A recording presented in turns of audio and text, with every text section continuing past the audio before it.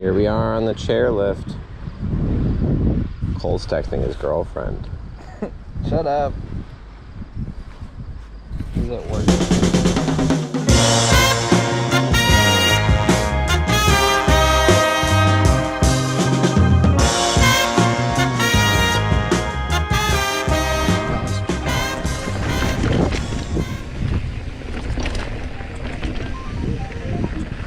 For most of my life, I've been biking. My family has been biking. Instead of teaching me how to throw a football properly, my dad would take me out for a mountain bike ride on my Strider when I was 5. However, it took a long time for me to finally click with biking. I would opt out of rides. I would be a pill about it when I was on rides. And it took me a very long time to appreciate the real beauty of it.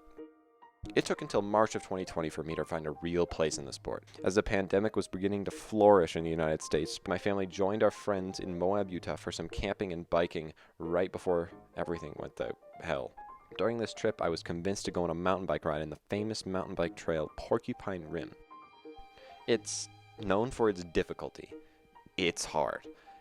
But it's also known for its big reward at the end. It's known for its views. There's a reason this trail is famous, and there's a reason riders ride it yearly. Things started slow but quickly ramped up in difficulty. I took my time and slowly began to conquer the trail with the help of my dad. By the end of the ride, my confidence was at an all-time high. I was doing things that me yesterday could have never dreamed of. When we were done, I felt accomplished. I felt like I was good at something, and I was happy.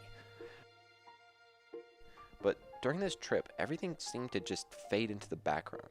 I wasn't thinking about my problems or what was going on in the world. I was just riding my bike and having fun. I wanted to feel that more. So after that day, I started going out at our local trail systems and riding a little more regularly.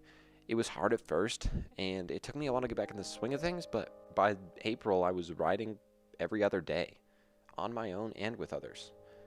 And I got that feeling every time.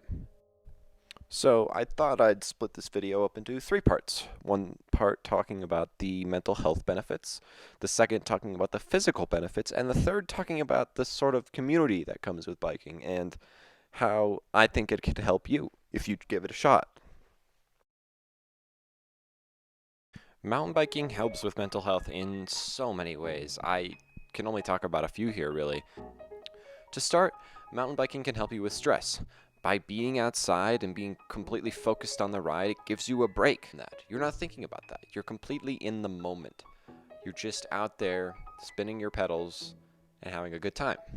Mountain biking is also very meditative, believe it or not. Riding can provide a state of meditation for riders, as it requires focus on the trail and focus on the bike. Everything requires complete focus in the moment. And when you're so focused like that, you can often lose track of time and live completely in the moment. It's hard to explain. You just have to try it to know. Mountain biking provides a great opportunity to work through obstacles, both physically and mentally. Obviously, it's very physically demanding, and it can often feel daunting to those who don't ride regularly. However, part of the reward of riding is physical improvement and mental improvement. When I first started riding, I could only dream about doing the things I do now, but part of the fun of riding is that improvement. Maybe it's a trail, a feature, or a ride that you just can't wrap your head around. For me, it was this one trail that was just a little longer than my usual rides. It required a lot more climbing, and it took a lot longer. I at first couldn't fathom doing it. Then I did it once, and it sucked, and it was hard. But then after a while, the more and more I did it, the better it felt, and the better I felt. When you finally get these achievements, it feels incredible, and all your hard work pays off. This also inspires you to keep chasing that feeling of success like I did with Porcupine Rim. Second, I want to talk about physical health. Physical health is obviously a key part of mountain biking. You have to keep your physical health up, and it's pretty easy to do so with biking. You don't have to be yoked going to the gym. You don't have to take protein powder every single day, although that's not the worst thing in the world.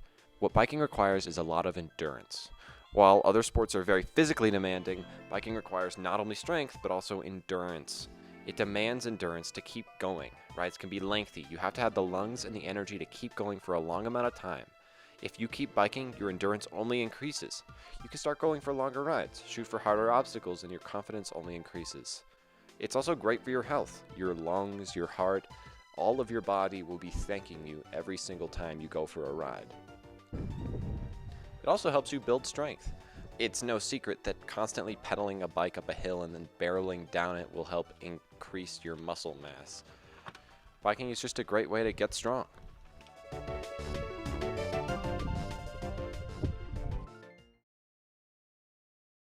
One of the things that keeps me in love with the sport of biking is the community. The community that comes along with riding is something incredibly special. Throughout all the sports I've been a part of in my life, which is not that many, I'll admit, this community stands out as just truly special. In the past year, I joined my first ever mountain bike racing team for my school. I actually helped found it. Every practice and race that I went to had the most infectiously positive energy around it. Almost every racer was kind and supportive on the trail. It made me feel as if I was part of a real community, like everyone cared about how I was doing, even though I didn't even know them. Even if I wasn't the fastest or most skilled rider, because I'm not, I still felt like they valued me just as much. And that's kind of awesome. It's not about the skill or being the best. It's about having fun and being outside. And that pretty much sums it all up. My main goal with this video was to get into why I love to mountain bike in a very digestible and simple way, so I wanted to keep it brief with you. One of the main takeaways I want you to have with this video is that you can bike too. It's not hard. You've ridden a bike before. Just maybe try taking a step. Just give it a shot.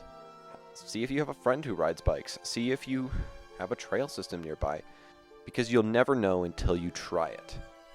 It's good for you, you won't regret it, and if you can't bike, then just go outside for a run or hike or anything else.